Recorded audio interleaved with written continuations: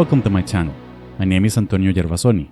I'm a Peruvian composer and university professor, and this is the 7th video in my series on music composition, which aims to introduce you to some key aspects of this wonderful art. In this video, I'll give some ideas on possible starting points for a composition. Hey, but before we continue, please don't forget to like and subscribe. Back to the video. One of the most common fears among composers is the fear of the empty page. In fact, a fellow composer once confessed to me that he had this fear. I remember he used the word terrifying. To overcome this, he ended up inventing an elaborate system that involved mathematics and algorithms, thus providing him a starting point for his compositions. There are many ways to tackle this problem, and which one a composer selects depends on his preferences or the type of music he wants to write. I've tried various strategies to start a composition, from simply imitating a work by another composer in my formative years, say Bach for example, to complex systems like the one my friend devised. However, I've never been afraid of the empty page. Somehow I always come up with an idea. Sometimes I know where this idea comes from, and other times its origin is quite unclear. Usually all I need is some patience, a very useful virtue in musical composition. My personal motto is, there's always a way, and until now, I've always been able to find it, with a little patience. The Merriam-Webster dictionary defines inspiration as an inspiring agent or influence, and the quality or state of being inspired. It then defines the word inspiring as having an animating or exalting effect. I'm not an expert in these matters, so I'm not really sure how inspiration works, but I believe it has something to do with mental associations. I believe that the ideas that arise in my mind when something inspires me come from the fact that my mind relates what I'm perceiving with something that I've perceived in the past, be it music or something totally different. And if my mind is unable to find something to relate my experience to, it chooses the closest thing it can find. The important thing here is that inspiration requires previous experiences.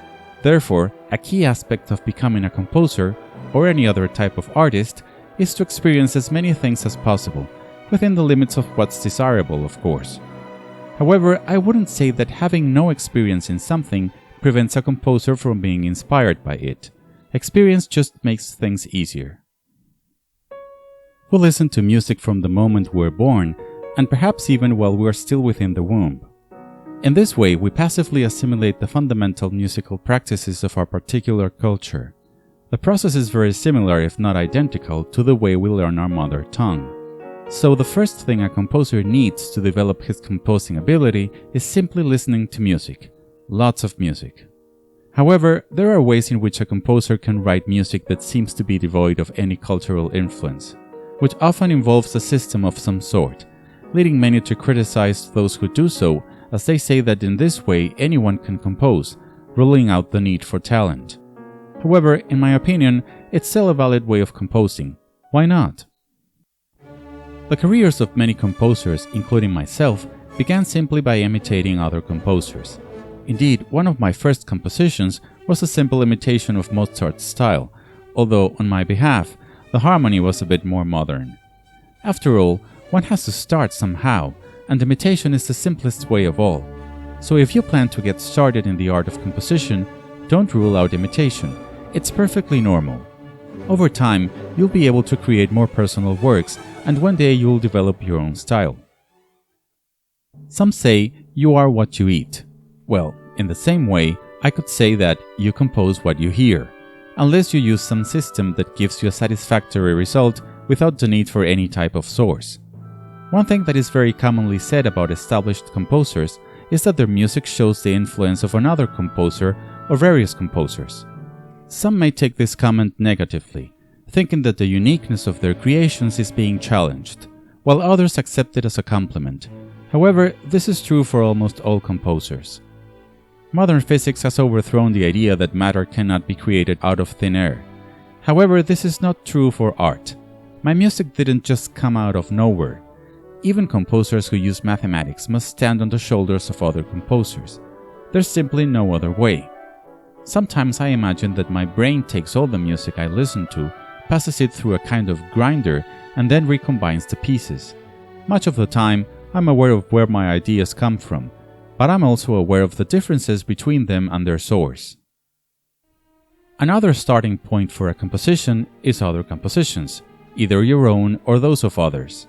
Of course, of these two options, the first seems preferable, but many composers have used the second, including many famous composers such as Mozart and Beethoven. In fact, the variational form, which I covered in the 5th video of this series, is mostly based on a theme by another composer. Own works are also a possible source of material. That's why I always tell my students never to throw away an old work, even if they are not satisfied with it. Mahler is said to have destroyed his first compositions.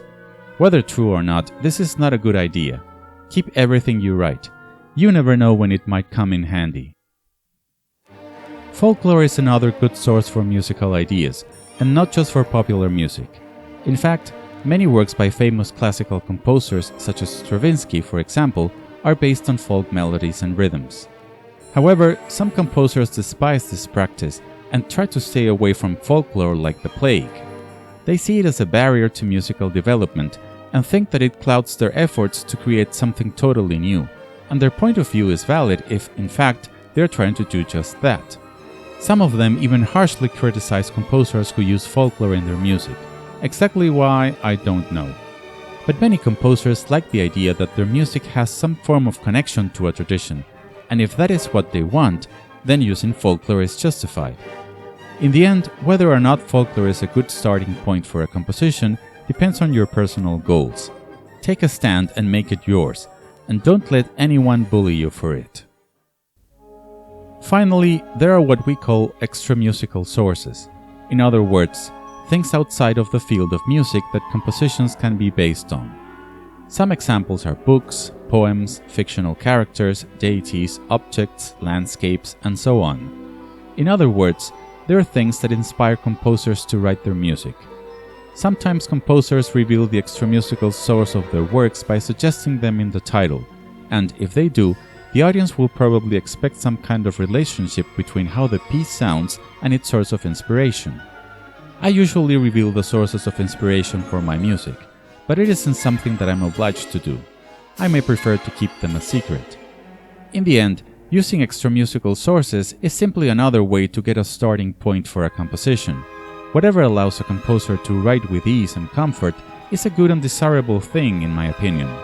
Whether the audience should know what it is, it's something secondary to take into account. There's a kind of division between composers that separates those who like to base their compositions on extramusical ideas from those who don't. Neither position is better than the other, they're just different. The option that works best for a composer is always the most suitable option. For beginning composers, it's not uncommon to get stuck in one part of a composition. It has happened to me in the past. Over time, one learns strategies to deal with it successfully. I'll delve into this in another video. Don't dismiss imitation as a form of training, and don't think ill of your music if it shows the clear influence of other composers. In time, you'll find your own style. Try to draw from various sources, especially music and art in general, but not only those.